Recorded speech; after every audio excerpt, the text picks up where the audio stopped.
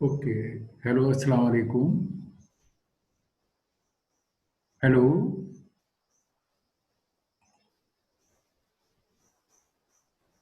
Hello. अस्सलाम वालेकुम sir. हाँ, वालेकुम सलाम सुफियान। अच्छा, द पासवर्ड वाज सेम। तो आप लोग पासवर्ड दोबारा मांग रहे थे, तो क्या उसमें कोई चेंज था? नहीं सर। अच्छा। क्योंकि फिर मैंने देखा इधर नहीं थे, तो मैंने ग्रुप पे देखा तो आप लोग पासवर्ड का था कि what is the password. Password password stage same जो पहले था। आपको यही पहले मिला हुआ था पासवर्ड? नहीं सर, मुझे भी अभी पता चला ये बात। अच्छा अच्छा, पहले कैसे ज्वाइन करते थे आप लोग? वो पासवर्ड नहीं था, होता था पहले। अच्छा। ओके। और चलो, और तो अब still four people are there, अब everybody has gotten the password. Okay, we start. फिर आप लोग अपनी अटेंडेंस जो है वो एज यूजुअल चैट पार्ट में लगाएंगे। ठीक है, ताकि फिर हम उसको हर सेशन के लिए आप ये करेंगे आप लोग। और चलिए, अब हम इसको मैं छोटा कर देता हूँ। और ओके, ऑलराइट।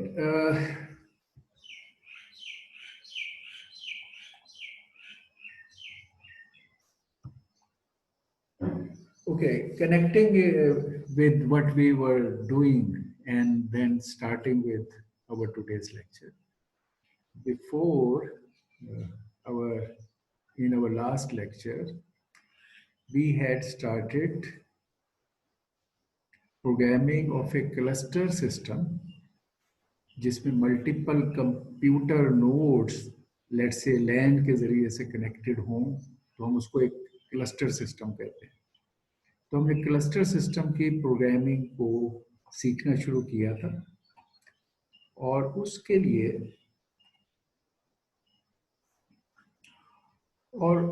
लिए पहले हमने उसको सीखा इन pseudo code fashion.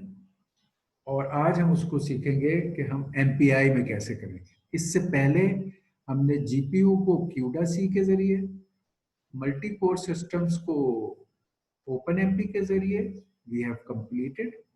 Last time we did कि क्लस्टर को अगर हमें प्रोग्राम करना है तो पहले हम उसके कॉन्सेप्ट को सूडो कोड से सीखा हमने, और आज हम उसको एमपीआई लैंग्वेज यूज करके, in fact it is set of libraries in C, इनको यूज करके हम क्लस्टर सिस्टम की प्रोग्रामिंग को देखेंगे। So that is where we are now today. Just quick overview of the slides कि हमने ये मैसेज पासिंग वाले ऑप्शन में pseudo code message passing, pseudo code पहले देखा था, और उसके दोनों ऑप्शन देखे थे, एमपीएमडी एंड एसपीएमडी इन दिस। तो ये जो रेड हुआ हुआ है ये हमने पहले देखा है, जिसमें बेसिक चीज हमने इंपॉर्टेंट चीज कही थी सीखना इज कि हमें अब मैसेज के जरिए चीजें सेंड और रिसीव करनी है बिटवीन द नोड्स, क्योंकि ये शेयर्ड मेमोरी सिस्टम नहीं है कि हर प्रोसेसर एक कॉमन मेमोरी को एक्सेस कर ले। तो अगर एक प्रोसेसर ने दूसरे प्रोसेसर की मेमोरी में कोई चीज भेजनी हो या उससे हासिल करनी हो, तो बाकायदा एक सेंड और रिसीव के मैसेज पैकेट के जरिए भेजा जाता है, इसलिए इसको मैसेज पासिंग अप्रोच कहते हैं। तो एक simple for the pseudo code purpose एक सिंपल सेंड और रिसीव को हमने डिफाइन किया। हमने कहा कि सेंड को कहाँ भेजना है, ये इंफॉर्मेशन चाहिए, डेस्टिनेशन, और किस जगह से डाटा भेज रहे हैं, बफर कौन सा है जिससे डाटा जा रहा है, और डाटा का साइज क्या है। और रिसीव वाले में हमने कहा कि रिसीव करने वाले नोड को जरूरत है कि from which address data is coming, source क्या थी, और डाटा रिसीव करके किस बफर में डालना है, और डाटा का साइज क्या है। ये दो इंपॉर्टेंट चीजें थी जो हमने simplified send receive pseudo code level पर डिफाइन की फॉर द सूडो कोड। और फिर इनको हमने इस्तेमाल किया एक simple example of adding n elements of an array, एक अरे के n एलिमेंट्स को हमने ऐड करना था। तो हमने कहा कि ओके, उसको हर पार्ट, उसको n के साइज का अरे है। ये हमने इस प्रॉब्लम में जो चीज की थी, तो मैं हमने बेसिकली कहा कि n के साइज का अरे है, अरे ए अरे ऑफ साइज n है, और हमने कहा कि इसको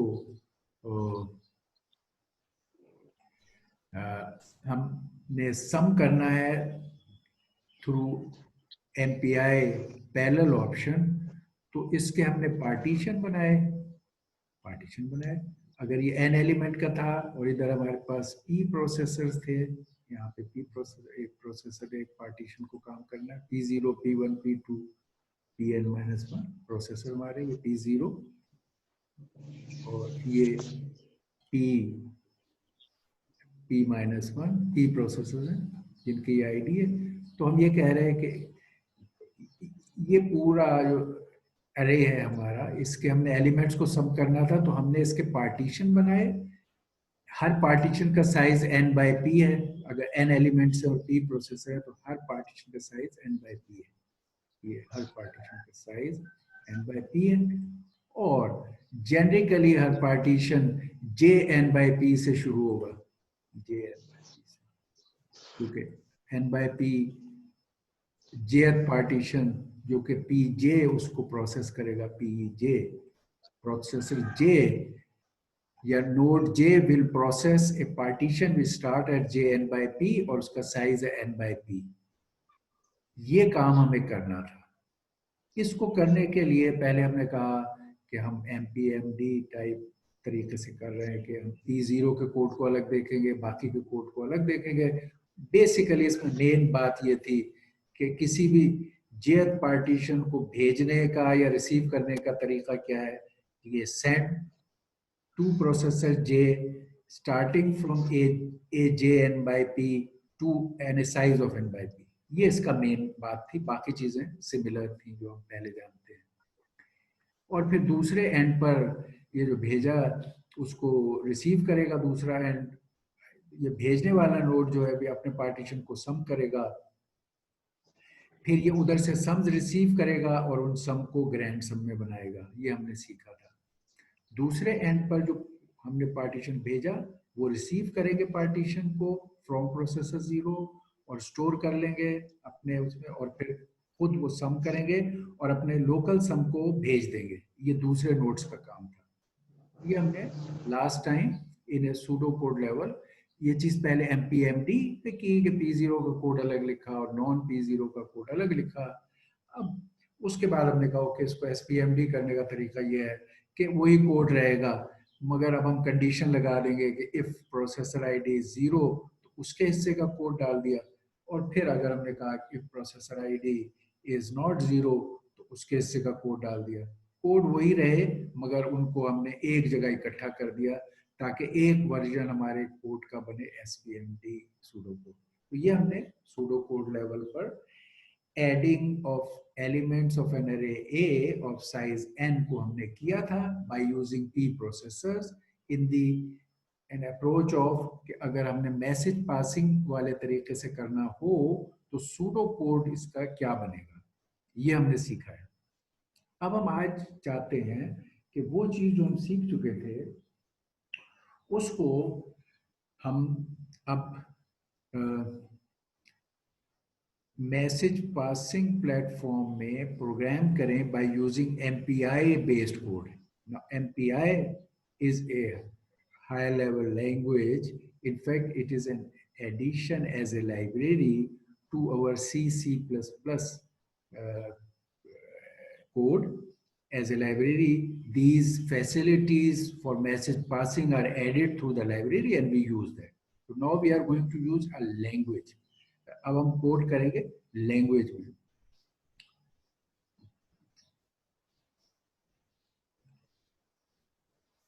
ओके, ऑलराइट। पहली बात, व्हाट इज MPI? मैंने जैसे आपको बताया it's standard library for message passing. अभी हमने सेंड और receive for passing the message एक जेनरिक सूडो कोड के लिए सिंपल वे में वो सब रूटीन डिफाइन किए थे खुद, सिंपल सब रूटीन। अब ऐसे ही सब रूटीन जो एक स्टैंडर्ड लैंग्वेज में इन द लाइब्रेरी मौजूद हैं, अब हम उन्हें इस्तेमाल करेंगे। It's standard library for message passing. ये सी में भी है, फोरट्रॉन में भी होती है, सी पर। अच्छा, एमपीआई का जो ये स्टैंडर्ड है, ये उसका सिंटेक्स भी डिफाइन करेगा और हर सब रूटीन के मीनिंग भी डिफाइन करेगा। सिमेंटिक्स एंड सिंटेक्स, इसमें दोनों चीजें मौजूद हैं इस स्टैंडर्ड लाइब्रेरी, इसकी डेफिनेशन में। एमपीआई की vendor level implementations are available तमाम कमर्शियल पैरेलल कंप्यूटर्स के लिए। वेंडर्स ने इसकी इम्प्लीमेंटेशन बनाई है, इस वजह से ये पोर्टेबल है। यानी vendors for various operating system पर अगर एमपीआई की लाइब्रेरी मौजूद हो तो वो उसके मुताबिक आपका प्रोग्राम पोर्टेबल होगा। अब हम ये देखना चाहेंगे, it has quite a few library functions etc and subroutines, लेकिन हमने एक बड़ा उसका main subset, most important subroutine का एक मिनिमम सबसेट आपको सिखाएंगे। और उसमें 7 रूटीन्स हैं जो नेक्स्ट स्लाइड पर हैं। उन्हें आप सीख के you can write most of the message passing programs based on that. फिर फ्यूचर में मे बी कि हम इसको थोड़ा, इसके कुछ एडवांस फीचर्स भी देखें, मगर ये बेसिक चीज जिसको सीख कर आप MPI based completely functional program लिख सकते हैं, पहले हम वो सीखना चाहेंगे।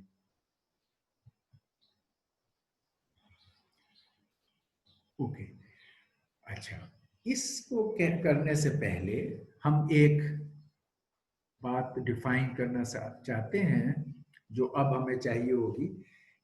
कम्युनिकेटर, एक कम्युनिकेटर का कॉन्सेप्ट हमें थोड़ा समझना होगा। कम्युनिकेटर ये है कि ये कम्युनिकेशन डोमेन को डिफाइन करता है। What is a communication domain? इस set of processor which are grouped together for broadcast, reduction of results, etc. What we are saying is कि एक ये पूरा जो हमारे हमने कहा हमारे पास नोड्स हैं, कंप्यूटर नोड्स, ये तमाम इन सब को हम एक बिग कम्युनिकेशन डोमेन कहते हैं, एक बिग कम्युनिकेशन डोमेन, जिसमें उस सिस्टम के तमाम प्रोसेसर्स मौजूद, तमाम पीसीज, प्रोसेसर्स जेनरिक वर्ड है, हम कह रहे हैं इस केस में इस ऑल द पीसीज जो उसमें कनेक्टेड है एक लैन के जरिए। ये एक बिग पूरा total set of things computers का is a one big communication domain, complete communication domain. इस पूरे सेट को जो एक इकट्ठा, इसके अंदर अगर आपको ये कहेगा broadcast, it will mean and give the name of this communication domain, it will be broadcasted to all। ठीक, तो इस सेंस में इनकी अपनी आईडीज हैं। जब हम कोई आईडी मांगेंगे हम कहेंगे send from P0 to P7। इस कम्युनिकेशन डोमेन में उसके नंबर है P0। हर वो डोमेन, कोई भी डोमेन अपने प्रोसेसर्स को आईडीज देती है, P0 P1, इसी तरह PJ Pn-1 P-1 एक्सेट्रा। इस तरह अगर इसमें P प्रोसेसर है तो इस तरह हर एक को आईडी मिली हुई होगी।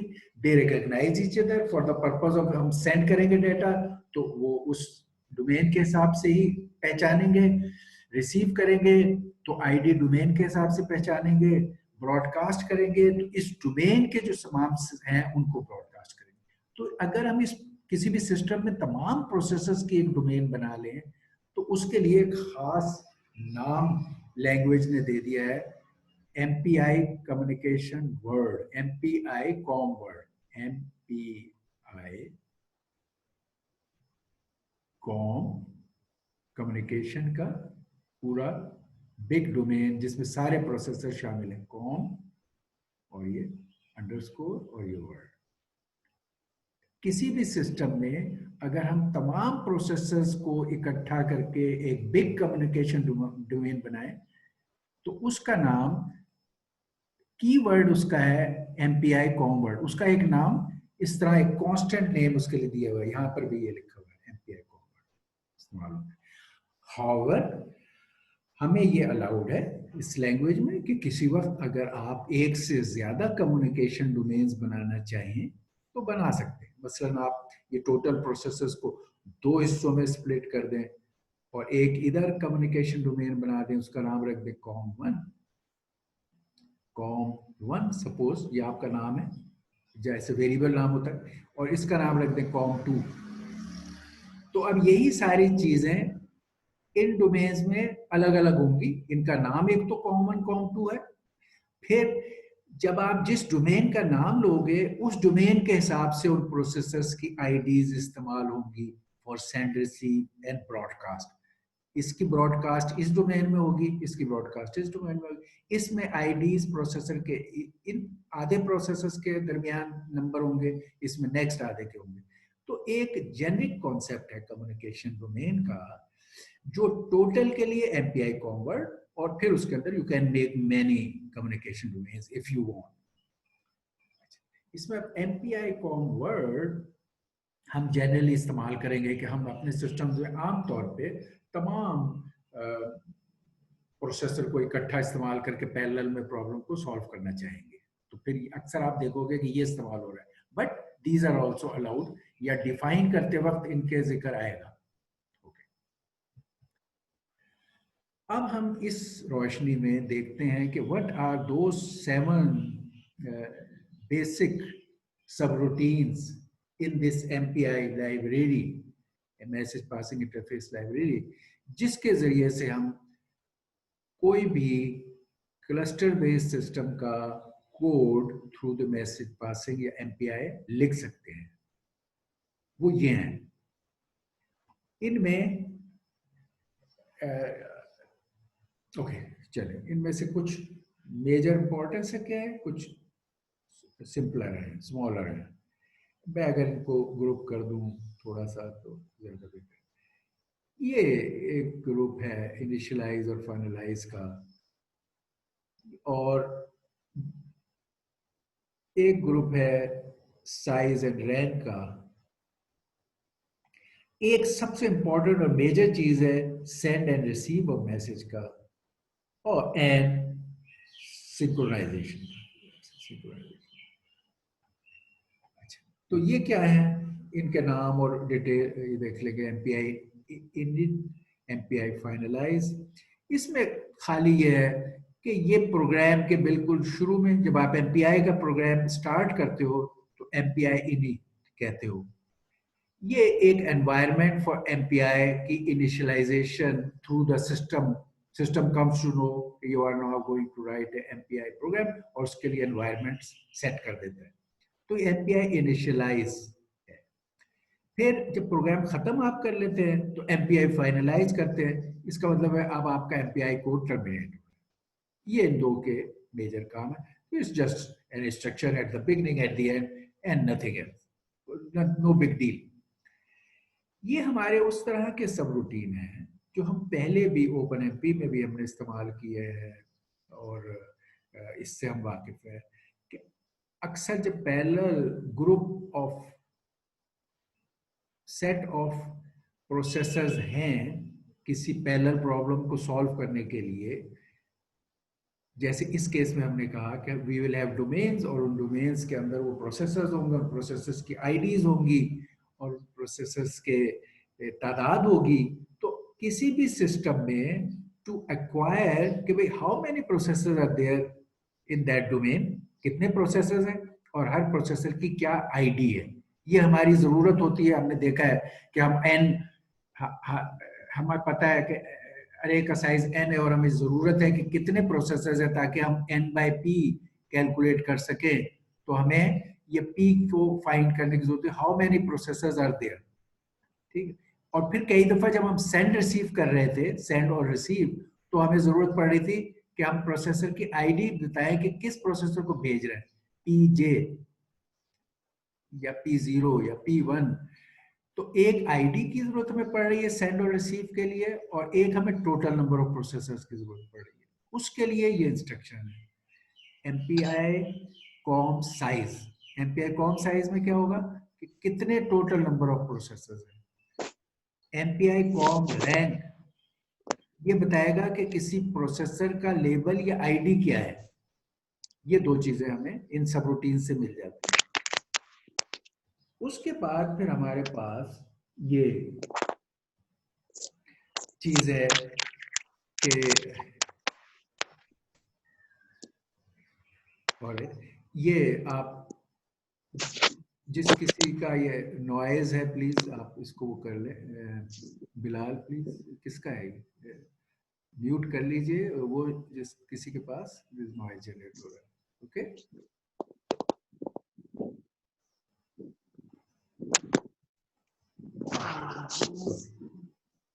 ओके, ये बिलाल बिलाल आप म्यूट कर लीजिए अपने आप को।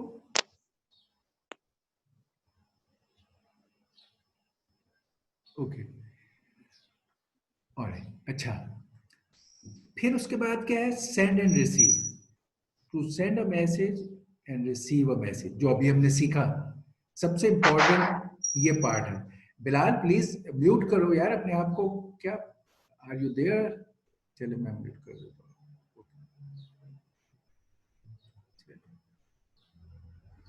ओके फिर सबसे इंपॉर्टेंट चीज सेंड एंड रिसीव है। अभी हमने सीखा इन सूडो कोड। अब हम एमपीआई में देखेंगे कि ये सेंड और रिसीव के सब रूटीन के पैरामीटर्स क्या होते हैं और उनको कैसे यूज किया जाता है। फिर ये एमपीआई बैरियर है। ये जिस तरह ओपन एमपी में भी आपने सीखा था कि अगर बहुत सारे प्रोसेसर को किसी एक पॉइंट पे सिंक्रोनाइज करना हो कि अगर वो इस पॉइंट पे पहुंचे तो फिर प्रोग्राम आगे चले, उसके लिए एमपीआई बैरियर की इंस्ट्रक्शन है। ये सिंक्रोनाइजेस द ग्रुप ऑफ प्रोसेसर। तो ये हमें एसेंशियल इंस्ट्रक्शंस हैं जो सीखने की जरूरत है, और अगर हम ये सीख लेते हैं तो फिर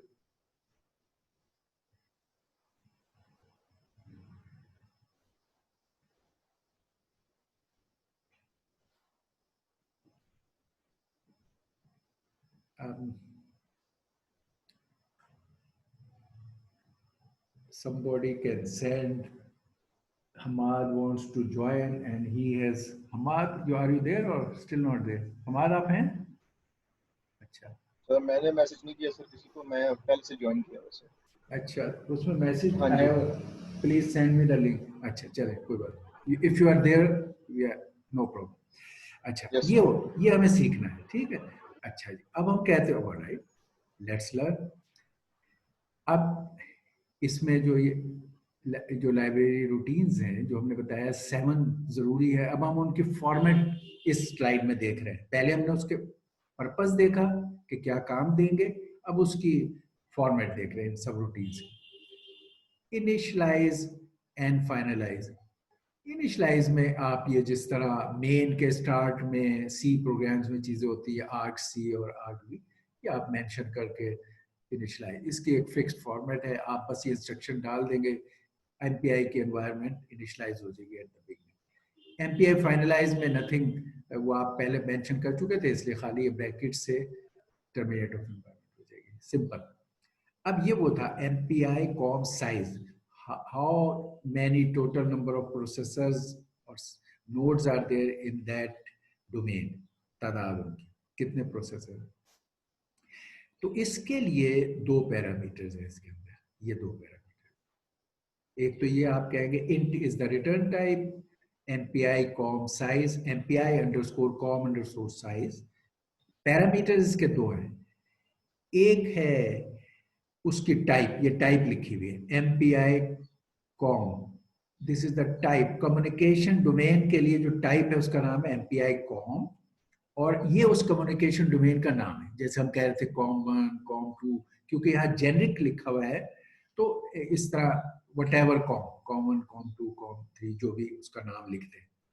इसके लिए मैंने बताया था कि अक्सर औकात हम जब काम करेंगे तो हम चाहेंगे कि सारे प्रोसेसर पैरेलल में यूज हो, तो हम फिर यहाँ इस तरह लिखने के बजाय जो एक कीवर्ड हमें मिला था MPI कॉम वर्ड, इस पूरे की जगह वो कांस्टेंट जो है MPI कॉम वर्ड अक्सर हम वो लिखेंगे। ऑल्दो ये ऑप्शन हमारे पास है कि we can break comm domains और हमारे को नेम दे सकते हैं, तो ये हमने लिख दिया यहाँ MPI कॉम वर्ड में भी।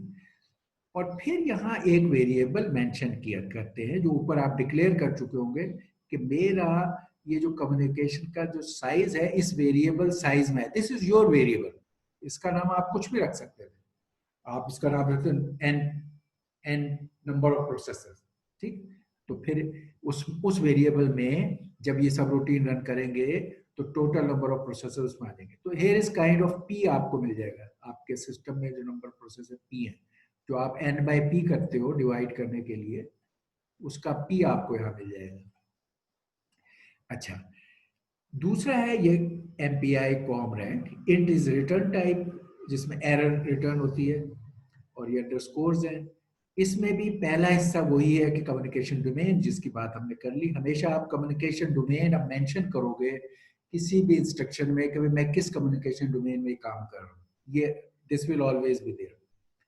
उसके बाद ये वेरिएबल है रैंक का विद दिस पॉइंटर, तो इसमें बता रहा है कि what is the ID of the processor, P की आईडी क्या है, पी की ID, P let's say P जे क्या है, व्हाट इज जे, ये बताएगा।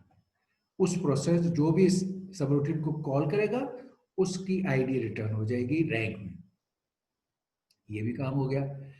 ये आखिर में है MPI बैरियर, इसमें आप खाली कम्युनिकेशन डोमेन, जिस किसी कम्युनिकेशन डोमेन का वो प्रोसेसर है, हर प्रोसेसर अपना MPI बैरियर मेंशन करेगा तो वो उस पॉइंट पे आके सिंक्रोनाइज हो जाएंगे और उसके बाद आगे चलेंगे प्रोग्राम में। ये एक सिंक्रोनाइजेशन का तरीका है।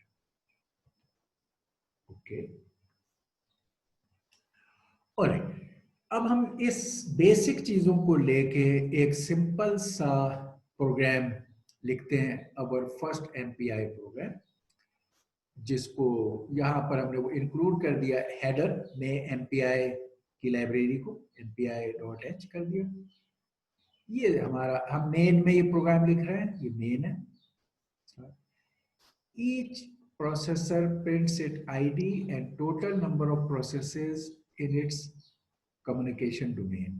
ये प्रोग्राम का ये कमेंट है कि ये क्या कर रहा है। ये इस प्रोग्राम से हम ये करना चाहते हैं, हमने इस तरह की चीज OpenMP में भी की थी। हम चाह रहे हैं in parallel all the processor of the system अपनी ID को प्रिंट करें और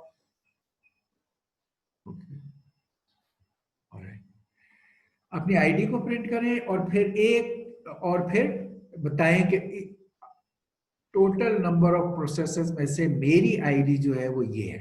ये काम हम करना चाहते हैं। आपने क्या किया कि पहले ये यहां पर आपने दो वेरिएबल्स डिक्लेयर किए, नंबर ऑफ प्रोसेसर्स के लिए npass और रैंक या ID के लिए myRank, ये डिक्लेयर किए। ये आपने MPI इनिशियलाइजेशन ऑफ एनवायरनमेंट खाली इंस्ट्रक्शन दी। ओके, अब आपने साइज का सब रूटीन कॉल किया, MPI कॉम वर्ड, ये मैं कह रहा था पूरे सिस्टम में जितने भी नोड्स हैं उन सब का आपने कहा कि ये मेरा डोमेन है, टोटल डोमेन से मुझे चाहिए कि नंबर ऑफ प्रोसेसर्स कितने हैं, इसमें वो रिटर्न हो जाएंगे आपके, ये आपने डिक्लेयर किया। फिर रैंक, आपने टोटल डोमेन लिया और उसमें कहा myRank। अब इस myRank वेरिएबल में प्रोसेसर की ID रिटर्न हो जाएगी। अब ये जो ब्लॉक है ये सारे प्रोसेसर पे ये कोड पड़ा है और ये पैरेलल में रन हो रहा है हर प्रोसेसर पे, तो हर प्रोसेसर ये काम कर रहा है।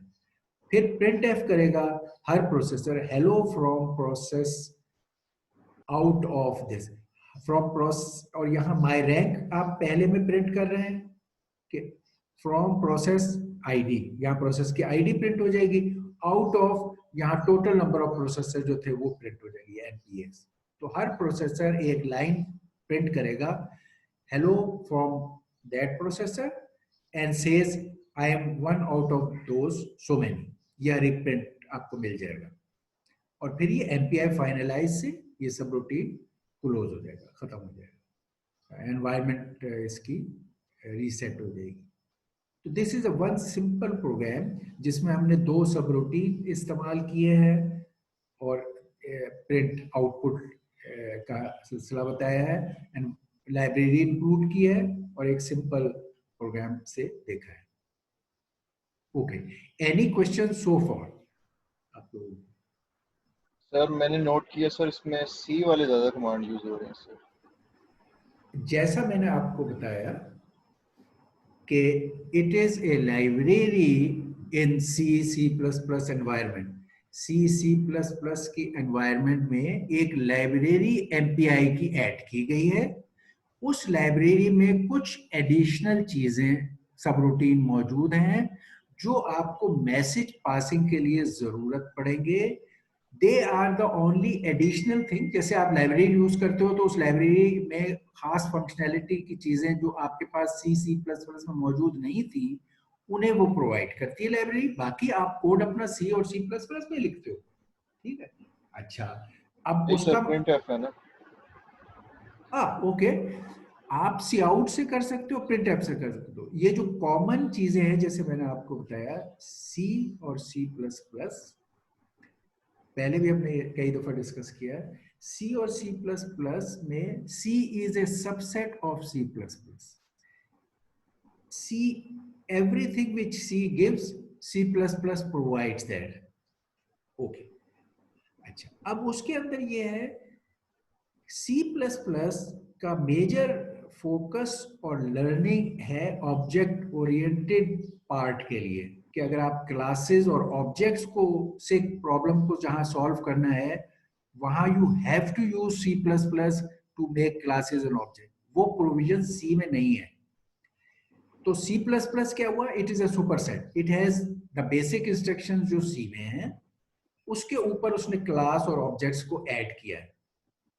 हम अक्सर C/C++ कहते हैं, लेकिन आपको क्लास और ऑब्जेक्ट्स की नॉलेज अगर लैग करता है तो आपको वरी करने की जरूरत नहीं है, क्योंकि हम ऑब्जेक्ट्स और क्लासेस इसमें इस्तेमाल नहीं कर रहे हैं, ठीक। हम बेसिक चीजें जो C++ में हैं which were same as in C, सिर्फ वो इस्तेमाल कर रहे हैं। अच्छा, अब वो जो बेसिक चीजों में यही होता है कि असाइन करना, add, arithmetic operation and loops and print and input and output, वो कॉमन है। और बाकी वो, अब उनमें से कुछ स्मॉल डिफरेंस फॉर आउटपुट करने के लिए इसमें प्रिंट एफ है, उसमें सी आउट है, तो that is something minor which you know, you can use any. हमने इसलिए दिया है कि आपके लिए मिनिमम नॉलेज का सी की जरूरत थी, but if you are using in C++ environment, you use C, you have a choice of using C out here, that's no big deal. हम उस पर फोकस नहीं हो रहे, ओके, ऑलराइट। हम फोकस हो रहे हैं कि अगर पैरेलल में प्रॉब्लम सॉल्व कर रहे हैं तो जो सीक्वेंशियल पार्ट है वो तो उसमें तो C का लेवल का कोड का समझना आपके लिए इनफ है। हाउएवर पैरेलल के लिए जो चीजें चाहिए वो हम आपको सिखाएं ताकि प्रॉब्लम को आप फास्टर स्पीड पे सॉल्व कर सको। तो अब क्या हो रहा है, at the base C, yes C++ का C वाला सबसेट इस्तेमाल होगा, और ये वो एडिशनल चीजें हैं जिस पे हमारा अभी फोकस है, जो सब रूटीन्स हैं इस लाइब्रेरी में। C या C++ के अंदर ये एक लाइब्रेरी है, MPI लाइब्रेरी, उसके रूटीन्स ये है जिसमें मैंने आपको बताया सबसे इंपॉर्टेंट सेंड रिसीव वाले हैं, और बाकी सिंपल एनवायरनमेंट सेट करना, और ये दो साइज और रैंक ये है। तो ये मैंने आपको बताया कि इनको हमें सीखना है ताकि हम प्रॉब्लम्स को क्लस्टर में पैरेलल में सॉल्व कर सकें on systems which have C and C++. All right? Okay? Yes sir. Okay. All right. अच्छा, सर ये अहमद शाह का मैसेज आया सर, वो कह रहा है कि अगर आप दोबारा प्रोग्राम समझा दें तो। अच्छा, चले अहमद शाह के साथ we will have separate session. अगर अगर उसने ये अटेंड अभी किया है और सवाल करना चाहता है तो पूछ ले। हाँ उसने यार अहमद शाह। अहमद बोलिए, अहमद आपने ये यस। अभी अटेंड किया है और इसमें क्वेश्चन है या आप आए अभी हो, ज्वाइन अभी कर रहे हो? हेलो, ज्वाइन तो पहले से किया हुआ है इसने, लेकिन मेरे पास इसने मैसेज सेंड किया। अच्छा, तो अब यह है कि इसमें कोई चीज उसने समझनी है। अच्छा अहमद शाह, हम इधर इधर कनेक्टेड नहीं है हमारे साथ, इधर लिस्ट में है हमारे पास अहमद शाह अभी मौजूद है। हाँ अहमद शाह इज देयर। अहमद शाह को मैं अनम्यूट कर लूं? Okay Ahmad Shah, hello hello Ahmad Shah, okay I don't know unmute नहीं हो रहा है। अच्छा अच्छा चलो अहमद शाह मेरे ख्याल से कंटिन्यू करना चाहिए सर। कंटिन्यू करते हैं क्योंकि इसमें तो हाँ जी। बहुत ही बेसिक चीज हमने बताई। सर अस्सलाम ओके, वालेकुम। वालेकुम सलाम सर जी। ये MPI इनिट वाले कमांड्स मुझे समझ नहीं आ रहे थे, MPI कॉम साइज और MPI कॉम रैंक, ये यहाँ से मैं थोड़ा सा डिस्ट्रैक्ट हो गया था जिसकी वजह से समझ नहीं आया। अच्छा ओपन एमपी में हमने ये चीज सीखी, आपने वहां भी दो रूटीन सीखे। एक सब रूटीन वहां बताता था, एक आईडी दे देता था। देखो जब पैरेलल में आप कोई काम करते हैं तो आपको इन दो चीजों की जरूरत पड़ती है हर प्रोसेसर को, कि एक तो ये कि उसकी आईडी क्या है, और दूसरा उसको ये जरूरत पड़ती है कि उसमें सिस्टम में टोटल कितने प्रोसेसर है जो पैरेलल में काम करेंगे। ये काम हमने ओपन एमपी में भी दो सब रूटीन आपने सीखे थे। डू यू रिमेम्बर गेट वाले? Do you recall that Ahmad? जी सर थोड़ा बहुत। अच्छा, उसको देखो, ये सब चीजें आपस में एक दूसरे से लिंक्ड, और अब आपके उसके ओपन एमपी के तो अब आपने लैब भी करनी है, ठीक है? तो प्लीज आप अटेंड करो लेक्चर्स, और बेस्ट तो है लेक्चर अटेंड करो, और जब लेक्चर अटेंड में से कोई चीज रह जाए तो फिर यूट्यूब से देख लो, ठीक है? अच्छा ओके सर।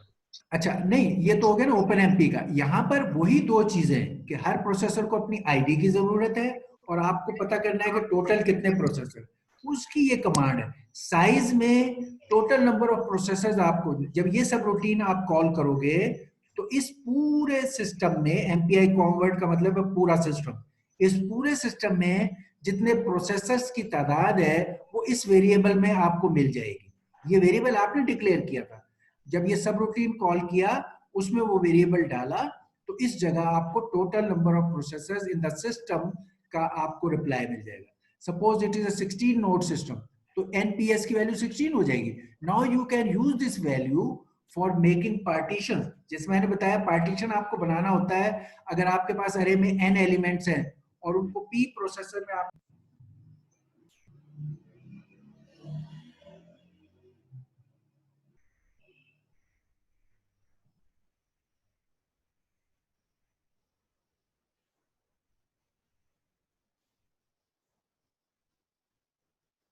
और तो हमें किसी अरे को बहुत सारे प्रोसेसर से पैरेलल में करना है, तो हमें जरूरत है कि कितने प्रोसेसर्स हैं। जैसे मैंने बताया था, जब पार्टीशन करोगे प्रॉब्लम को तो इतने पीसेस बनाओगे जितने आपके पास प्रोसेसर है, और आप इसलिए पार्टीशन का साइज n/p करते हो।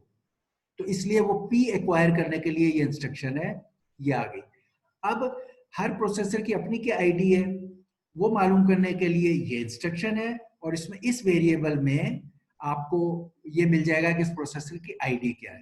तो अब अगर आपको इधर आईडी मिल गई और इधर आपको टोटल नंबर ऑफ प्रोसेसर मिल गए, और ये कोड हर प्रोसेसर पैरेलल में चला रहा है। आप जब मैसेज पासिंग सिस्टम बनाते हो, it is a cluster of nodes, तो हर पीसी के ऊपर आपने ये प्रोग्राम रन किया पैरेलल में, हर एक ये प्रोग्राम रन कर रहा है। तो हर एक प्रोसेसर ये इंस्ट्रक्शंस रन करेगा, और इन इंस्ट्रक्शंस के जरिए से अपनी आईडी लेगा और टोटल नंबर ऑफ प्रोसेसर लेगा, और हर वन प्रिंट कर देगा कि हेलो फ्रॉम प्रोसेसर, अपनी आईडी डालेगा और आउट ऑफ टोटल प्रोसेसर डालेगा, और आपको ये print so many print messages मिल जाएंगे। ये प्रिंट आप C++ एनवायरनमेंट में हो तो सी आउट से कर सकते हो, और अगर आप सी ओनली एनवायरनमेंट हो तो प्रिंट एफ से कर सकते हो। That is we said about it. Ahmad Shah ठीक हो गया ये? जी सर, डन हो गया, समझ आ ओके, गया, क्लियर हो गया। ऑलराइट।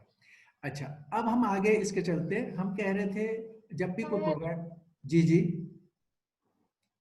सर जब आप ये लेक्चर एंड करेंगे तो काइंडली 10-15 मिनट पहले करेगा, मैंने असाइनमेंट से रिलेटेड कोई क्वेश्चन करने थे। असाइनमेंट 5 से, प्रोजेक्ट 5, Yes. Yes sir. हाँ प्रोजेक्ट 5 से। अच्छा, ऑलराइट, आप कर लीजिए, लेट्स, ओके, दैट्स इम्पोर्टेंट। अगर कोई बताइए क्या क्वेश्चन है प्रोजेक्ट 5 से बारे में। सर मुझे सिर्फ ये समझा दें कि हम लोगों ने अगर एक मैट्रिक्स को मल्टीप्लिकेशन का मतलब हम उसका कर्नल कैसे बनाएंगे, मुझे वो समझ नहीं आ रहा। अच्छा, आपने, सर ये कहना ये चाह रही है कि मुझे मतलब मैट्रिक्स मल्टीप्लिकेशन जो है वो मुझे समझ नहीं आ रही थी कि वो किस तरह वी वेक्टर के साथ जो कि 512/1 है, तो वो कैसे हमने मैट्रिक्स मल्टीप्लिकेशन करनी है जबकि वो इक्वल भी नहीं है। अच्छा, और यही एक इसके साथ एक और सवाल ये भी है कि कन्वोल्यूशन भी करनी है, 2D कन्वोल्यूशन, या फिर मतलब 2D कन्वोल्यूशन मैट्रिक्स मल्टीप्लिकेशन के इनसाइड करनी है, ये समझ नहीं आ रही थी, कंफ्यूजन थी, तो ये भी समझा दे क्वेश्चन अगर। Thank you. अच्छा, आपके प्रोजेक्ट 5 में 2 क्वेश्चन है।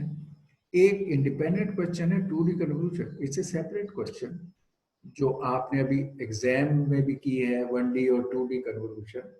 और जो 2D कन्वोल्यूशन हमने पहले भी as a take home assignment की थी। तो 2D convolution is a separate independent question. ऐसा कोई लिंक नहीं है कि आपने मैट्रिक्स मल्टीप्लिकेशन के अंदर 2D कन्वोल्यूशन इस्तेमाल करनी है। एक तो ये क्लियर असल हो, लिखा एक साथ था इस वजह से। एक साथ था। Are there not 2 questions given there, 1 and 2? Sir अगर डिफरेंशिएशन की हुई होती तो समझ आ जाती। डिफरेंशिएशन की होती, मतलब अगर क्वेश्चन 1 क्वेश्चन 2 लिखा होता साथ में तो समझ आ जाती, वो एज अ एक क्वेश्चन लिखा हुआ है एंड देन आगे उसमें कन्वोल्यूशन भी एडेड है और मैट्रिक्स मल्टीप्लिकेशन भी एडेड है, तो इस वजह से हमें कंफ्यूजन हो रही थी। अच्छा एक सेकंड, चलिए, क्योंकि आप लोगों ने कल वो देनी है तो इसको हम कर लेते हैं। मेरा नहीं ख्याल कि इस तरह है, लेकिन लेट्स सी देयर। चलिए, आप लोगों को क्योंकि वो चीज़ें भी इम्पोर्टेंट है। अच्छा,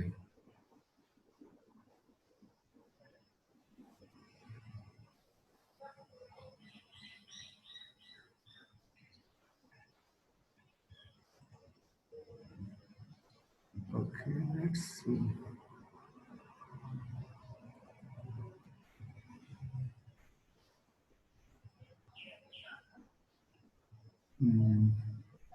प्रोजेक्ट 5 ये,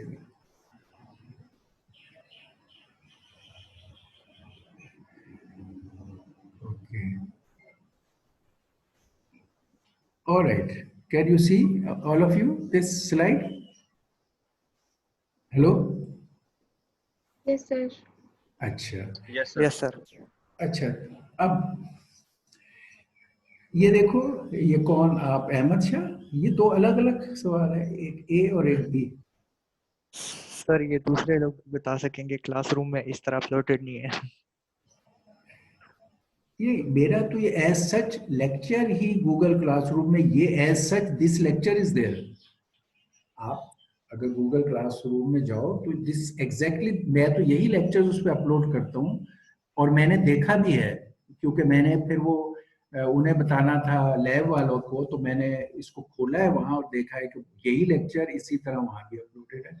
आप लोग इस कोर्स का जो गूगल क्लासरूम में मेरा lecture number what ever is this 14, उसको आप ओपन कीजिए। अगर आप चाहें तो अभी पैरेलल में ओपन कर लें। It is exactly this lecture and this slide. All of you have this, are you okay? और जी सर, स्लाइड्स तो है, स्लाइड्स अपलोडेड नहीं है, नहीं असल में हम क्लासरूम। जी नहीं नहीं, ये स्लाइड्स तो और भी हैं, मगर ये जी जी। लेक्चर और ये स्लाइड जिसको हमने ओपन किया है, ये एग्जैक्टली एज इट इज वहां है। सर कैन, लेक्चर नंबर 15 तक अपलोडेड है, यस सर। तो ये 14 है ना, ये लेक्चर नंबर जी जी 14 जी। है। तो उस 14 लेक्चर में ये स्लाइड आपको नजर आ रही है, यानी मौजूद है? Can you open and see it? देखो, जी कंफर्म करता हूँ सर।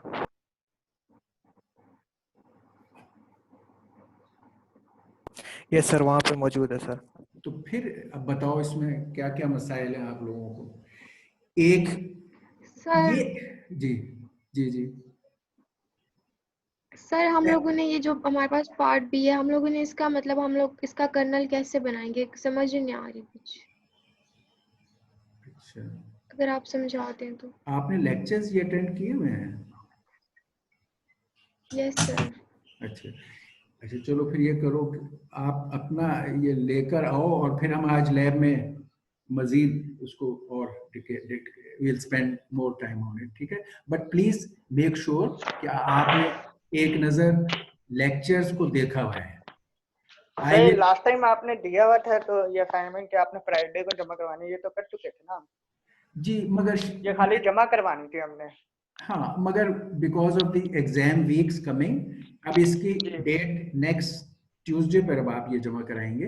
और सर ये हमारी यही क्वेश्चन हमारे पेपर में भी आए थे, जी जी पार्ट ए वाला जी वही जी चीज है। पार्ट बी जो है ये भी आपने करवाया था, बस इसमें ये जी फर्क है कि तो एक मैट्रिक दिया हुआ है, एक वेक्टर दिया हुआ है, बाकी सारा वही फार्मूला वही कर्नल जो आपने जी लेक्चर में दिए हैं वही चीज है।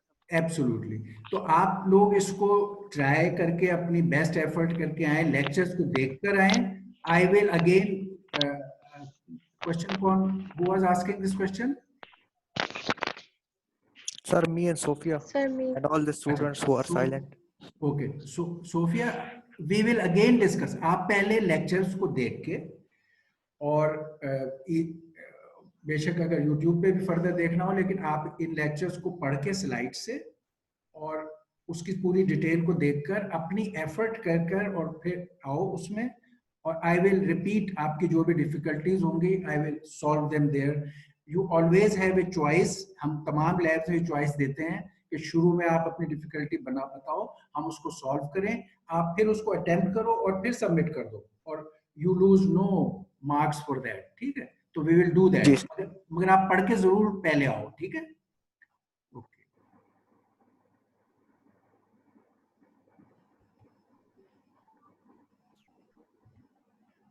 ओके, हम ये से जाके we go back to our. अच्छा, ऑलराइट,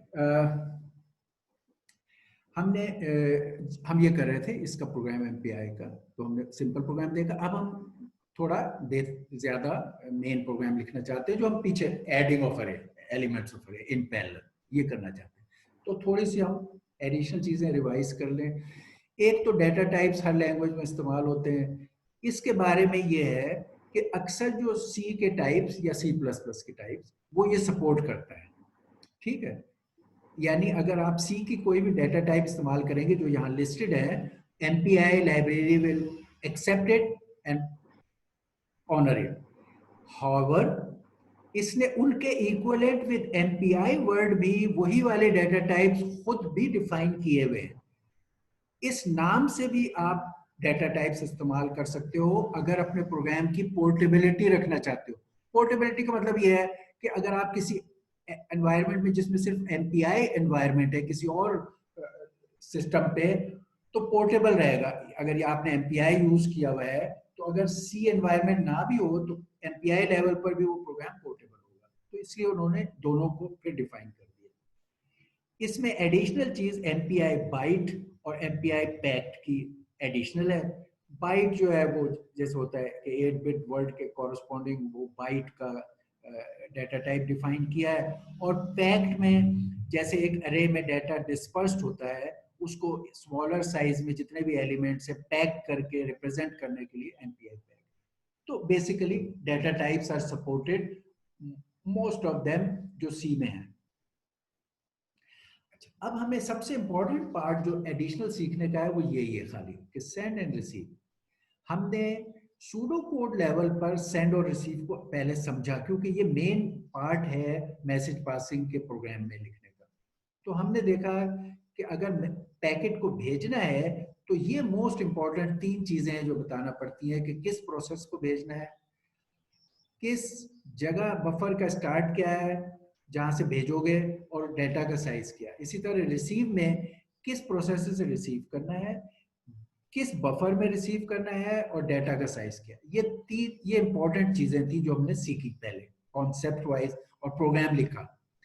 अब हम कह रहे हैं MPI इस सेंड और रिसीव को किस तरह लिखता है। MPI का सब रूटीन, अब हम लैंग्वेज में गए हैं, वो इस बात को कैसे करता है जो हमने कहा था, उसमें ये है। This is the most important part of our learning हमारे इस केस में, कि MPI सेंड और रिसीव के सब routine they look like this, जो यहां पर मैंने ये दिए हैं। अच्छा, पहला इंट रिटर्न, इसमें एरर रिटर्न के लिए इंट टाइप, फिर ये MPI सेंड, ये सब रूटीन का नेम है। वहां हमने सूडो कोड में इसका नाम खाली सेंड रख लिया था, MPI वालों ने इसका नाम रखा हुआ है MPI_send। ये सब रूटीन का नाम है। जैसे फंक्शन का कॉल करते तो फंक्शन का नाम देते, आप सब रूटीन का नाम दे रहे। ये ब्रैकेट्स में इसके पैरामीटर्स की फॉर्मेट है, जिसमें आप अपने प्रोग्राम में इन लोकेशंस पे रेलेवेंट डाटा देंगे। यहाँ पे जेनरिकली पैरामीटर्स को डिफाइन किया जाता है। सब रूटीन जो लाइब्रेरी के होते हैं वो इसी तरह बताए जाते हैं। ये क्या बता रहा है, अब इसके अंदर आप देखोगे कि सीक्वेंस और number of parameters normal send जो हमने जेनरिक सीखा था उससे थोड़े मुख्तलिफ है, मगर मेन आइडिया वही है जो यहाँ कम हुआ है।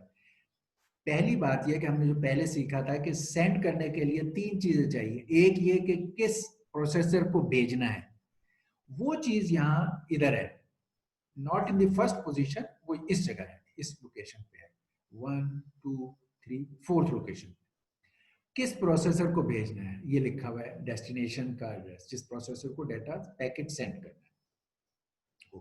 दूसरा हमने वहां जो सीखा था वो ये सीखा था किस बफर से इस डेटा को भेजना है, वो ये पहला पैरामीटर है, वाइट के साथ बफर। इस बफर से स्टार्टिंग पॉइंट, ये इस बफर का स्टार्टिंग एड्रेस से भेजना है। फिर हमने कहा था साइज ऑफ डेटा, कि कितने एलिमेंट्स भेजने हैं, वो यहाँ पर ये है, काउंट, इंट काउंट। तो यहाँ हमने बस नाम मुख्तलिफ है, मगर ये 3 मेजर जो सेंड में हमने पहले सीखे हैं वो वही है, destination, start of the buffer, number of elements to be send, count. इसमें वो बात फिर रिपीट हम कर देते हैं कि MPI में, क्योंकि ये C लेवल की चीज है, C के एनवायरनमेंट में काम कर रहा है, इसलिए यहाँ काउंट या नंबर ऑफ एलिमेंट्स हैं। एक अरे अगर n एलिमेंट का है या एक अरे अगर 100 एलिमेंट्स का है तो आप वो n या 100 यहाँ लिखोगे। CUDA-C में हम बाइट्स लिखते थे, इस जगह बाइट्स की जरूरत नहीं है क्योंकि ये C की एनवायरनमेंट है, तो you just right the number of element. अगर CUDA-C होता था तो हम उसमें नंबर ऑफ एलिमेंट्स को मल्टीप्लाई करते थे कि किस टाइप का एलिमेंट है, और फिर नंबर ऑफ बाइट्स कैलकुलेट करते थे और वो लिखते थे। ठीक है, तो make sure you don't make that error here. इसमें कुछ एडिशनल पैरामीटर्स हैं जो लैंग्वेज अपने अपने चीजें लाती है। मसलन एक यही है जो अभी हमने, एक तो डाटा टाइप, पहले हमने उस सेंड में डाटा टाइप को लिस्ट नहीं किया था। ओके, ये डाटा टाइप भी बताता है कि फर्ज करो आपके एलिमेंट्स जो हैं इस बफर के, अगर वो इंटीजर टाइप है तो यहाँ आप लिखोगे इंटीजर, अगर वो फ्लोट टाइप है तो लिखोगे फ्लोट, और इस तरह यहाँ पे आप उसकी टाइप बताओगे। फिर एक है कि कॉम डोमेन जो हमने बताया था आपको, हमेशा आपके MPI के प्रोग्राम में एक पैरामीटर हमेशा ये होगा कि किस कम्युनिकेशन डोमेन में ये प्रोसेसर एग्जिस्ट करता है। तो इसलिए MPI कॉम ये टाइप है और ये कॉम कौन सी कॉम डोमेन।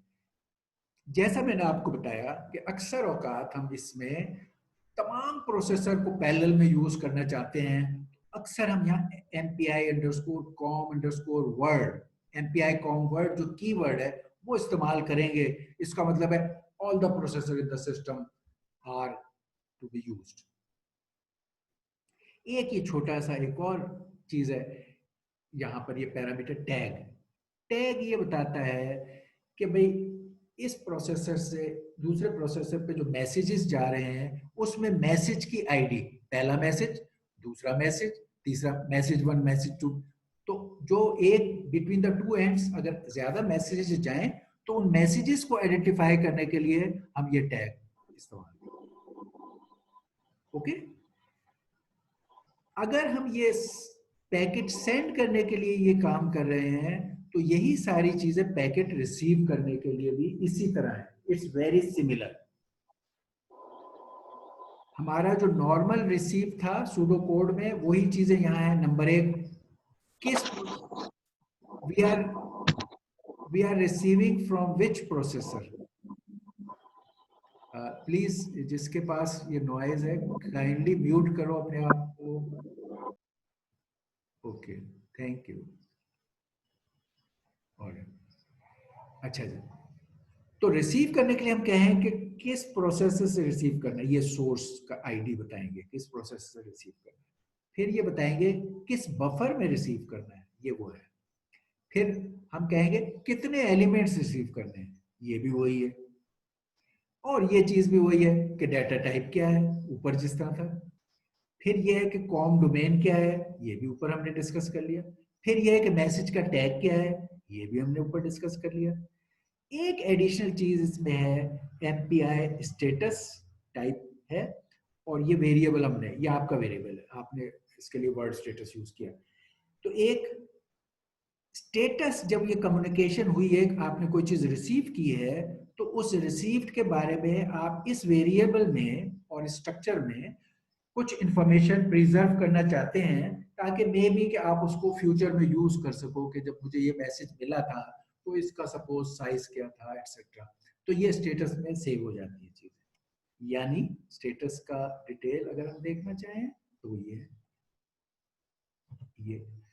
कि जो स्टेटस है, ये स्ट्रक्चर है एपीआई स्टेटस की, और उसके अंदर एक, जब आपने मैसेज रिसीव किया तो इस वेरिएबल में आपका सोर्स का आईडी स्टोर हो गया, ये एपीआई सोर्स, टैग सेव हो गया, और अगर उस मैसेज एक्सचेंज में कोई एरर हुई थी तो वो एरर इसमें एरर का नंबर कि what error happened when this message was received, ये इस वेरिएबल में आपके चीजें 3 स्टोर हो गई फॉर योर फ्यूचर रेफरेंस, कि आप आइंदा देखना चाहो कि ये मैसेज में किस सोर्स से आया था, इसका टैग क्या था, इसके में अगर एरर थी तो क्या थी। बल्कि एमपीआई एरर जो है वो एरर हैंडलिंग के लिए रूटीन में भी आप इस्तेमाल कर सकते हो, कि आप इस रिसीव के बाद आप इस एरर को पढ़ो और उस एरर के मुताबिक एक्शन लो। ये हो गया। एक और बात, इसको वो कहते हैं हम के वाइल्ड कार्ड ऑप्शन, कि जब रिसीव करते हैं आप मैसेज, अमूमन हम receive from a particular source करते हैं। अगर उस सोर्स मैसेज उस नंबर से होगा तो ये रिसीव करेगा। यानी जब हम रिसीव कह रहे हैं तो हम सोर्स का आईडी बता रहे हैं। तो अगर ये इस सोर्स, आपके इस रिसीव में आपने सोर्स आईडी डाला हुआ है, तो ये सिर्फ उसी सोर्स का मैसेज रिसीव करेगा। समटाइम्स देयर आर सिचुएशंस कि बहुत सारे प्रोसेसर्स ने मैसेज भेजना है और आप पाबंदी नहीं लगाना चाहते कि पहले आप किसका मैसेज रिसीव करें, तो आप इस सोर्स की जगह वाइल्ड कार्ड इस्तेमाल कर रहे थे कि एनी सोर्स। तो इन ऑर्डर किसी भी प्रोसेसर का पहले मैसेज आ जाएगा तो आप रिसीव कर लेंगे। अगर आप यहाँ आईडी डालेंगे तो फिर जब तक उस प्रोसेसर का मैसेज नहीं आएगा, वो दूसरे प्रोसेसर के मैसेज को पेंडिंग में रखेगा। तो ये एक वाइल्ड कार्ड ऑप्शन है फॉर द सोर्स आईडी इसमें। इसी तरह टैग के लिए भी आईडी है कि वहां मैसेज का अगर आप टैग डालेंगे तो it will wait for that message. Otherwise अगर आप कहेंगे एमपीआईडी टैग, तो उस सोर्स से किसी भी टैग का मैसेज जो आएगा वो उसको रिसीव कर लेगा। तो ये उसके बारे में कुछ थोड़े से एडिशनल बातें थी। एक ये कमेंट है जो कि आप कह रहे हैं कि जब आप वैसे मैसेज रिसीव करते हैं तो आपके बफर का साइज एटलीस्ट जितना मैसेज सेंड किया जा रहा है उतना होना चाहिए, उससे बड़ा हो सकता है या उसके बराबर हो सकता है, लेकिन रिसीवर का बफर का साइज उससे छोटा नहीं होगा। अगर छोटा होगा तो मैसेज ओवरफ्लो कर जाएगा और देयर विल बी एरर, वो उसको नहीं एक्सेप्ट करेगा। तो हमें ये ख्याल भी रखना है। इस बेस पे अब हमने तमाम डिटेल से all the essential MPI instructions को सीख लिया, now we are in a position कि हम एक प्रोग्राम लिख सकते हैं for carrying out on a cluster adding let's say two vector, ये टू वेक्टर्स का एडिशन। यू रिमेंबर कि हमारा ये फेवरेट प्रॉब्लम है जो हम डे 1 से कर रहे हैं। जब हमने क्यूडासी स्टार्ट किया था तब भी पहली प्रॉब्लम यही की थी कि दो अरेज को ऐड करना है और एक थर्ड अरे सी में डालना है। We are still doing the same problem in parallel in a cluster environment by using so many nodes. अच्छा, इसमें वर्ड आप पार्टीशन का देख रहे हैं, क्यूडासी में ये वर्ड हमने नहीं देखा था, ओपन एमपी में ये वर्ड देखा था, इसमें भी ये वर्ड नजर आ रहा है, और क्यूडासी में ये वर्ड नहीं था पार्टीशन का, हम देख रहे थे। क्या वजह है बताइए, एनीबॉडी विल टेल मी?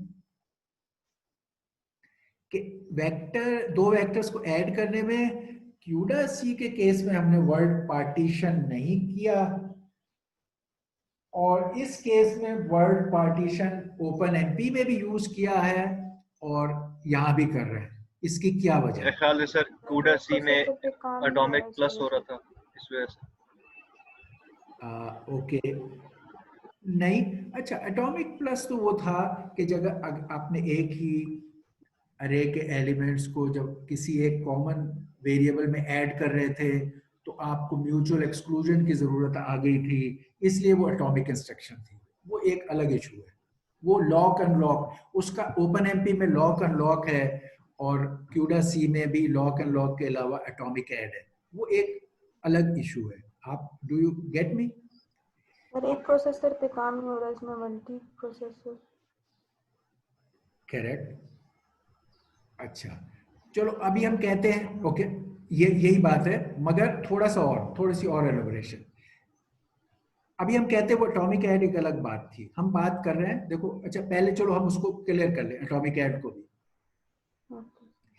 जब आप एक फ्रॉम स्टार्टिंग फ्रॉम क्यूडासी, इधर ए एक अरे था, इधर बी एक अरे था स्टार्टिंग फ्रॉम क्यूडासी, और इधर उसका सम हम सी में ले रहे थे, वो भी एक अरे है सी। ये है एडिंग ऑफ टू वेक्टर्स या adding of two arrays to get a third array. Okay, इसमें मामलात कोई रेस कंडीशन, म्यूचुअल एक्सक्लूजन का कोई प्रॉब्लम नहीं है, प्रॉब्लम ही नहीं है। क्यों? हर कोई एक्टिविटी क्या है कि ए के इस एलिमेंट को लें, बी के इस एलिमेंट को लें और इनके सम को सी के इस एलिमेंट में डाल दें। यानी जब आप राइट कर रहे हैं तो हर एक writing to a different location में है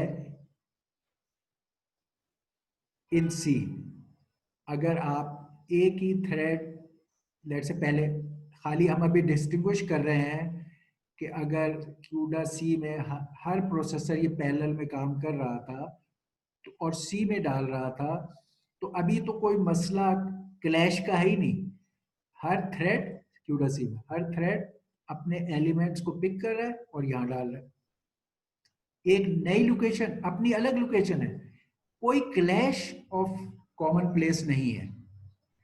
अब क्यूडासी में कब क्लैश था कि अगर ए या बी या सी कोई भी अपने तमाम थ्रेड्स अपने इन एलिमेंट्स को सम करके इस वेरिएबल में डाले, ये वाली सिचुएशन।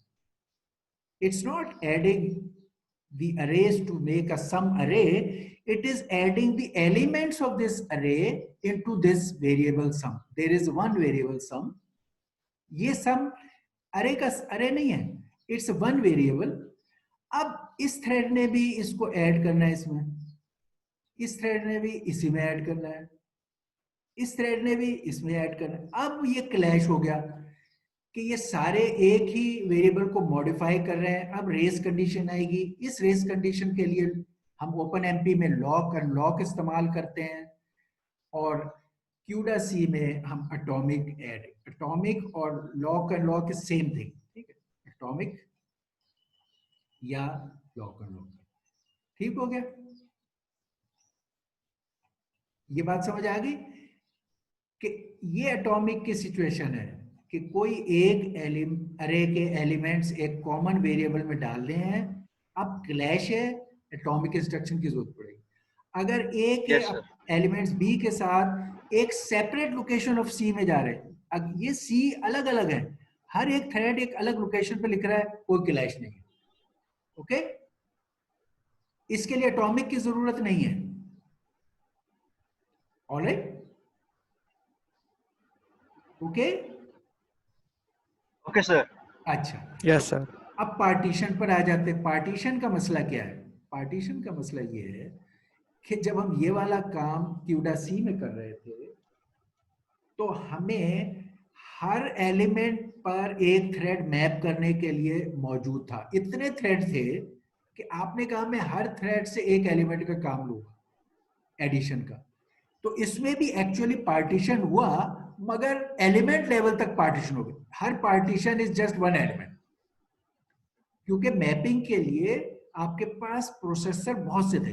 अगर इसमें n 1000 था तो आपके पास थ्रेड भी 1000 थे, तो आपने प्रॉब्लम को 1000 पार्ट में पार्टीशन किया है वहां, मगर पता नहीं चला। ठीक है, मैपिंग से हो गया। अगर वहां पर भी जो मैंने आपसे जिक्र किया था, आपके पास ये थ्रेड कम होते क्यूडा सी में, तो फर्ज करो ये अगर ये 1000 के साइज का अरे था और आपके पास थ्रेड्स 10 होते, फिर आपको उसमें भी पार्टीशनिंग करनी पड़ती। फिर आप कहते ओ हर एलिमेंट पे तो नहीं है, मैं 100 एलिमेंट्स का एडिशन एक थ्रेड को दूंगा, दूसरे 100 का एक और थ्रेड को दूंगा। तो फिर आप प्रॉब्लम को पार्टीशन करके हर थ्रेड के हवाले करते वहां पर भी। मगर वहां इतने थ्रेड थे कि आपने खाली मैप किया जब आई और जे से, तो खुद ब खुद उतने साइज के पार्टीशन बन गए सिंगल एलिमेंट के, और हमें पता भी नहीं चला। लेकिन इस केस में तो चॉइस है कि अगर थ्रेड कम है तो कर लो, ज्यादा है तो ना करो। लेकिन ओपन एमपी जिसमें मल्टी कोर से आप प्रोग्राम लिख रहे हो, या ये क्लस्टर के केस में जिसमें आप बहुत सारे नोड्स इस्तेमाल कर रहे हो, हमेशा ये सिचुएशन होगी कि number of elements will be large, 1000 और सो, और आपके मल्टी कोर में number of course will be very small. इस केस में number of nodes of A cluster will be very small, like cores will be 10, 16, 8, 16, 4 और array will be 1000।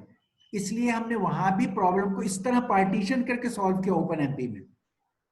और यहां भी अब हर नोड पर एक टास्क आप देंगे और इसी तरह पार्टीशन करके इसको सॉल्व करेंगे। ठीक है? Yes, sir. ओके। Okay.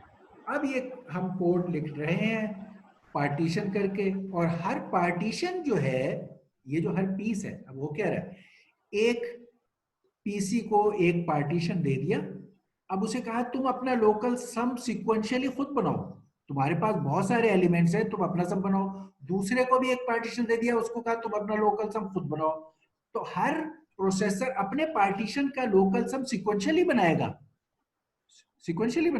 हर एक। तो ये वन लेवल ऑफ पार्टीशनिंग हमारी है कि हमने वेक्टर को पार्टीशन तो कर दिया हर नोड के दरमियान, मगर हर पार्टीशन अपने एलिमेंट्स को सीक्वेंशियली सॉल्व कर रहा है। वन लेवल ऑफ पैरेललिज्म हम इस्तेमाल कर रहे हैं, एमपीआई लेवल। इसको करने के लिए हमें, जैसे हम पहले प्रॉब्लम सॉल्व करते रहे हैं, तो हम उसमें ये करते थे कि हम हमेशा ये करते रहे हैं, पहले भी और अब भी यही करेंगे, कि हमने किया था कि आपका जब प्रॉब्लम है और उसे पार्टीशन करके सॉल्व करना है, तो कोई एक नोड है जिसको हम थोड़ा एडिशनल काम दे देते हैं कि भाई शुरू में, क्योंकि उसके पास है, ये नोड है पहला एक P0 पार्टीशन करके हर पार्टीशन को अपना अपना काम देना है, P0 P1, हर प्रोसेसर को अपना अपना पार्टीशन देना है और उससे काम करवाना है, P2 एटसेट्रा। ठीक, लेकिन शुरू में डाटा सारा का सारा P0 पे है, ये पूरा वेक्टर पहले ये तो पार्टीशन पूरा वेक्टर P0 पे है। P0 इस वेक्टर को डिक्लेयर करेगा, इसमें वैल्यूज इनिशियलाइज करेगा, फिर इन वैल्यूज को इस पार्टीशंस को सारे प्रोसेसर को भेजेगा। P0 लेट से अगर एक पार्टीशन अपने लिए रख लेता है तो बाकी ये पार्टीशन, ये वाला पार्टीशन P1 को भेजेगा, ये पार्टीशन P1 को भेजेगा, ये पार्टीशन P2 को भेजेगा, ये पार्टीशन P-1 को भेजेगा। तो अपने अलावा बाकी सारे पार्टीशन सेंड करेगा डाटा के मैसेज के जरिए से। इस केस में मैसेज से जाएंगे इसके पीसेस। शुरू में ये आपका जो P0 था उसके पास पूरा वेक्टर था, उसने उसको इनिशियलाइज किया, फिर उसके पीसेस बनाए और फिर हर पीस हर नोड को सेंड किया। उसके बाद हर नोड अपने उसको कैलकुलेट करेगा सीक्वेंशियली, अगर जब नोड पैरेलल में चल रहे हैं मगर हर एक अपना पीस सीक्वेंशियली ऐड करेगा और उनके अपने लोकल सम्स को वापस भेजेगा, जो P0 दोबारा ऐड करेगा, जो हमने सूडो कोड में ये काम किया है, इफ यू रिकॉल। ठीक है, यू रिकॉल, हमने सूडो कोड में यही काम किया है। Alright, hello, yes sir. Okay, अच्छा, अब हम ये करते हैं। अब हम कह रहे हैं कि जो P0 है वो हमने उसका नाम इस केस में सर्वर रख दिया है, क्योंकि P0 वो काम कर रहा है कि डाटा को बांटता है, उसको कलेक्ट करता है, फिर उसको रिड्यूस करता है। तो एडेड कामों की वजह से P0 को हमने नाम सर्वर का दे दिया, बट इट इज P0 हमारे इसमें। ठीक, और कंप्यूट बाकी सारे नोड जो है उनको नाम, जिनका P0 नहीं है, P1, P2, P3, उनका हमने नाम रख दिया कंप्यूट नोड। ठीक है, और हम अपने प्रोग्राम में शुरू में, जैसे मैंने आपको बताया, ये रैंक और साइज मेन में हर एक प्रोसेसर ने वेक्टर साइज कैलकुलेट किया। इस केस में ये था this by this by this. Is just 1D vector, ये खाली मल्टीप्लाई करके नंबर लिखती है, मगर it is a big number, big size vector. और उसके अंदर ये इनिशियलाइज आपने कहा, फिर आपने रैंक PID आईडी ली, और फिर साइज नंबर ऑफ प्रोसेसर लिए हर एक ने, फिर पार्टीशन कैलकुलेट किया, टोटल वेक्टर साइज को नंबर ऑफ प्रोसेसर से, जो हम कहते हैं ना N/P, पार्टीशन साइज जो हम N/P कहते रहे पहले, ये वही है, पूरे वेक्टर का साइज N और नंबर ऑफ प्रोसेसर P। ये इसलिए ये इंस्ट्रक्शन काम आई, पार्टीशन कैलकुलेट कर लेगा हर एक, और फिर ये आएगा कि अगर इसकी आईडी 0 है तो ये P0 है, और ये सर्वर के तौर पर रोल प्ले करेगा और इसको वेक्टर का साइज दे दिया जाएगा कॉल के वक्त, और ये काम अपना कर लेगा। अगर ये P0 नहीं है तो इनको कंप्यूट का टास्क दिया जाएगा, और उसके लिए ये पार्टीशन का पैरामीटर दिया जाएगा। उसके बाद MPI फाइनलाइज और ये रिटर्न 0, तो ये मेन आपका खत्म हो गया।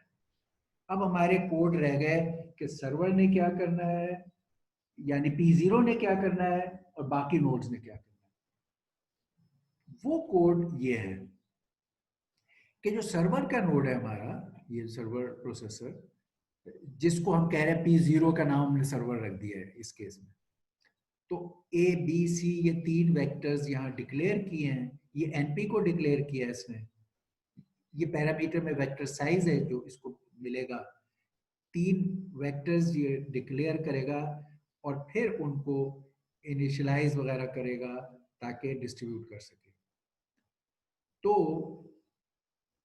इसने पहले MPI com साइज के फंक्शन को कॉल किया, NP में वो वैल्यू ली, इस NP की वैल्यू, ये नंबर ऑफ नोड्स हैं, इसने वेक्टर साइज जो इस पैरामीटर के तौर पे इसके पास था उससे किया और पार्टीशन कैलकुलेट किया, यानी सर्वर नोड ने अपने एरिया में भी पार्टीशन को कैलकुलेट किया।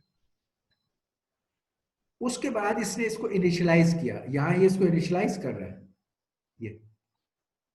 ये हमने फंक्शन एक लिख दिया, रैंडम का एक फंक्शन है जो A को इनिशियलाइज कर रहा है, उसका साइज ये है, उसका लोएस्ट और मिनिमम और मैक्सिमम ये है। ये हमने एक फंक्शन आपने लिखी हुई है, उसके जरिए से A और B को डाटा इनिशियलाइज कर लिया। इनपुट वेक्टर्स जो हैं जिनको आपने ऐड करना है, वो 2 वेक्टर्स को आपने इनिशियलाइज कर लिया इसने। अब ये P0 अपने A और B वेक्टर्स के पार्टीशंस को भेजेगा बाकी नोड्स को, जिनका नाम हमने कंप्यूट नोड रखा हुआ है। कैसे भेजेगा? By the send. तो ये फॉर लूप में सेंड होंगे क्योंकि there will be many sends. इसने सेंड इस तरह किया कि प्रोसेस, ये इंडेक्स आई की जगह या प्रोसेस का वर्ड है, प्रोसेस 1 से लेकर प्रोसेस नंबर ऑफ नोड्स तक, जबकि इंक्रीज हो रहा है, आपने MPI सेंड किया जिसमें A स्टार्टिंग फ्रॉम, वो जो हम लिखते थे ना प्रोसेस की आईडी इनटू पार्टीशन, ये JN/P, if you recall, jth partition of size N/P, तो स्टार्टिंग पॉइंट आपका JN/P पे है। तो A का स्टार्टिंग एट JN/P पे number of elements N/P, type of elements float, sending to the process, ये process जो भी आईडी है, 1 को भेज रहा है, 2 को भेज रहा है, 3 को भेज रहा है, ये P0 भेज रहा है सबको। टैग का नाम है डाटा डिस्ट्रीब्यूट, क्योंकि डिस्ट्रीब्यूट डाटा कर रहा है इसलिए ये नाम रख लिया। और कम्युनिकेशन डोमेन का नाम MPI कॉमवर्ड, तमाम प्रोसेसर की डोमेन। ये सेंड A के पार्टीशन को सेंड किया है P0 ने बारी बारी। इसी तरह B के पार्टीशन को सेंड करने की भी इंस्ट्रक्शन है, सेंडिंग A का पार्टीशन, सेंडिंग B का पार्टीशन, और ये हर एक को भेजा P0 ने। और फिर यहां पर P0 अपने पार्टीशन, इसके पास जो अपना पार्टीशन था उसको सीक्वेंशियली ऐड कर रहा है। ये P0 पहले हर एक को पार्टीशन भेज दिए, वो अपने पार्टीशन ऐड करेंगे, ये अपने पार्टीशन को ऐड करने पे लग गया। अच्छा, जिन्हें इसने भेजा था अब उसको देखें, ये कंप्यूट प्रोसेस में वो रिसीव करेंगे, MPI रिसीव कर रहे हैं इन देयर बफर A0, अपने बफर A0 में रिसीव कर रहे हैं डाटा ऑफ साइज पार्टीशन